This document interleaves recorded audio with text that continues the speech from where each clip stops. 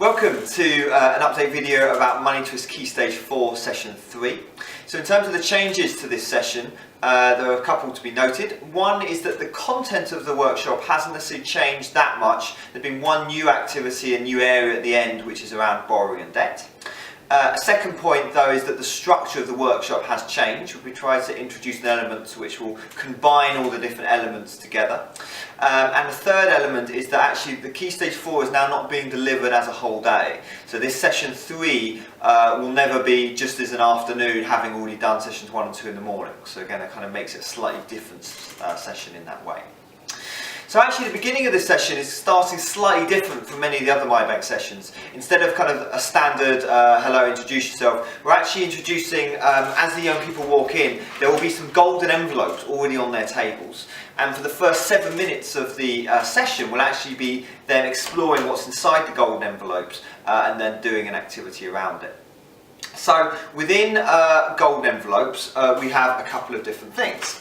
We have a picture of a person. So here's one. This is Alex. We have a bank statement which relates to this person. And we also have a set of questions which are related to the bank statement. So, you know, what's the largest outgoing, name 2 places this person gets their money from, how have they saved money, etc. So the young people in the first 7 minutes of the workshop are opening the bank statements and going through the bank statement, answering questions around it. Now actually what we've done is we've created 2 different versions of this bank statement and the person. So essentially we've got a boy version and a kind of a bank statement that goes with that, and also a girl version with also a similar bank statement but with different items on, so that we essentially are contrasting 2 people throughout this session. So kind of having done that, we're then kind of really introducing the session, explaining what it's about. So we'll introduce ourselves, say a little bit about MyBank, who we are, what we're doing, what the session's about. So the kind of structure then of the workshop is we're basically going to be following these 2 characters throughout the workshop. And so we're bringing together some of the similar type of content that we've done before. So that's around banks, banking products, different types of accounts that we might have, and then also kind of borrowing and debt. We're going to be following these 2 characters as we go through. So hopefully it will create a bit more of a coherent journey around the content. So, having kind of debriefed on what they thought of the bank statements, explored a little bit about that, and also looked at the answers to the bank statement questions. Towards the end of those questions, there's this question about interest. These people have been putting money into a bank account. Did they get any interest on their money? So that will lead us on naturally to exploring, well, what is interest and how does it work within, how does interest work within a bank? So, which brings us on to our trusty banker, borrower, saver activity, which hasn't changed from previous iterations of Money Twist, apart from a couple of small additions. One is that you'll still have your savings coin that the saver will have when they put money in. But if you wanted to use either a blue or a pink coin to represent either our male or female person, here they are, you'd be very welcome to do that. The other thing that we've brought into Banker, Borrower, Saver is, having kind of completed the role play with the swapping of coins, is also a Bank of England laminate, where you could get a 4th person up to the front who would stand with the Bank of England, and on the back of their laminate there's a quick explanation of what the Bank of England is. So the 4th person at the front could stand there and read the Bank of England saying the Bank of England is the UK central bank, it does blah blah blah blah. So that's just an additional bit of content that we've added in there. So generally speaking, as the Banker, Borrower, Saver activity, we're obviously explaining how a bank works, different types of interests, that's AER and APR, and you'll see that again on the PowerPoint, and then also credit history as well. So especially considering we're talking about borrowing and debt later on in this workshop, it's really important that we kind of get that covered. So having done Banker, Borrower, Saver, it will naturally again lead us on to different types of accounts, which again is done in a very similar way to how we've done previously. And having done kind of different types of accounts and the features of those accounts, we'll also then look at different types of payment methods. So in previous versions of Money Twist we had both payment dominoes and banking bingo. So actually we've scrapped payment dominoes, they've been moved on, but we still have the banking bingo activity to kind of explore different types of payment methods. So that would then start to bring us on to the new content, which is around borrowing and borrowing options. So we're now going to have a look at this new activity in slightly more detail. Hello, so this is the new borrowing activity for session 3, key stage 4. And for those that have delivered the investigator, you'll find there's a few similarities in terms of the equations that you have to use, but hopefully it'll come across quite simple to the young people. So very simply, they have 3 cardios to look at, and those cardios can be looked at in 2 different ways. You can use the PowerPoint, because they're on the PowerPoint, but also you should have a copy of each deal on laminates. So you can place these around the room, and the young people can go with their worksheet. This is their worksheet right here, although it's in A4 for those when they're actually in classrooms.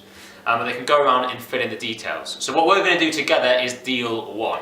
And right in front of me, hopefully I've got deal 1, I've actually got deal 3. Bonus. So here is deal 1. So using this sheet, we know that the price of the car is 6799. 6799. And the deposit that they have to put down is £750. And the interest rate is 7.4%. And finally, the loan term. So let's have a look at the loan term. It is 60 months. And what I recommend here, this might sound a bit weird to start with, but you'll find out why it helps later on. If you put in the months, so 60 months, but also ask them to put in the number of years, which of course with 60 months is 5 years. And this will help later down the line, and you'll see why. So the total to repay, we're not going to worry about that just yet. What we're going to do is our equation, and this is basically the exact same equation as the one that you use in the investigator. It's just we change the words slightly, just to help you with this. So all it is, TRA is equal to C times 1 plus I divided by 100 to the power of n. So again, you can see pretty much the same, as just these letters have changed, but the principles haven't. So TRA is the total repayment amount, or the total to repay, which is this box here, is equal to the cost of the car, in brackets 1 plus the interest rate, I, divided by 100 to the power of the number of years. And you remember in the investigator, the number of years is always 2, but here it's going to be slightly different. We've got 5 years, so we're going to have to do it to the power of 5. So, where do we start? If you can remember from the investigator, we start within the brackets. So, the interest rate is 7.4 divided by 100. Add 1 to the power of 5 times over here. Now the cost of the car, this is really, really important because young people get mixed up here.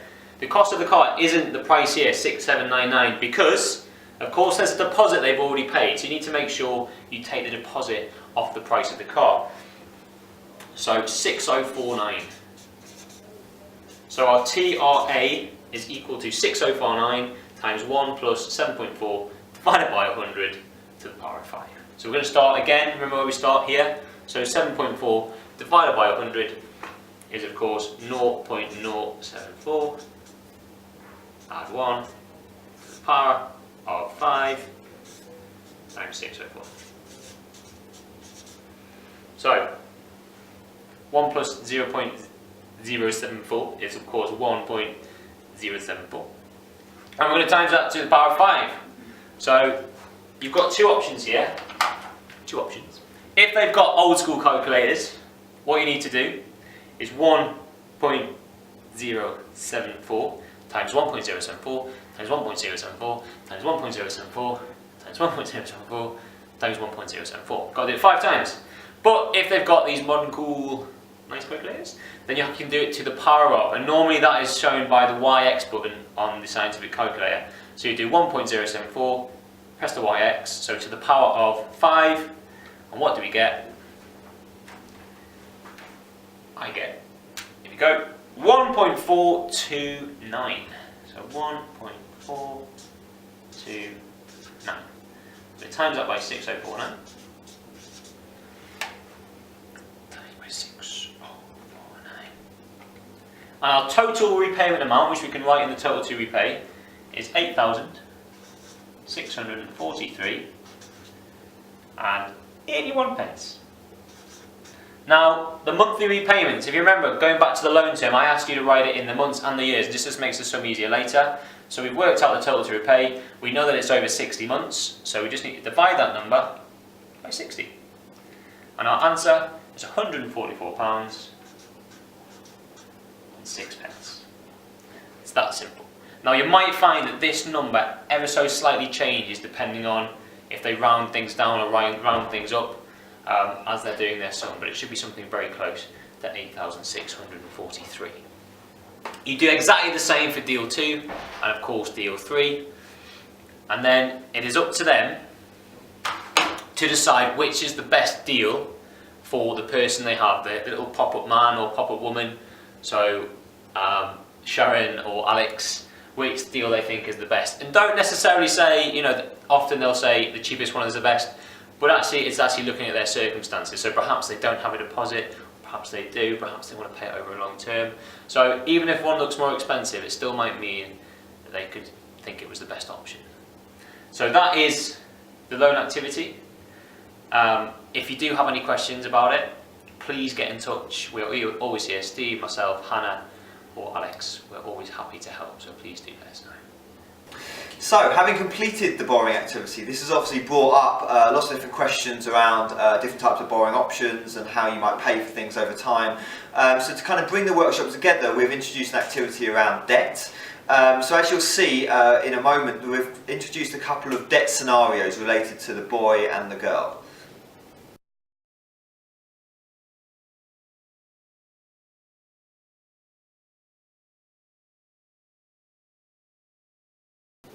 So with these scenarios, we're not doing anything more than introducing the scenarios to the class, or maybe get the young people to talk us through what the scenario is about, and then having basically a group discussion, either as an entire group or maybe in pairs or threes or smaller groups, around how we think we would deal with this scenario. So hopefully using some of the content that we've talked about during the session, so around different types of bank accounts, interest, savings, managing of borrowing scenarios and borrowing options, we can come up with some advice and solutions to these kind of different debt scenarios. So that would then really bring us to the end of the workshop. So at the point we would then conclude, we're obviously looking to bring all this content together and really talk and motivate students about how they can really confidently and I guess successfully interact with different types of banks and financial institutions. And those are the updates to Money Twist Key Stage 4 Session 3.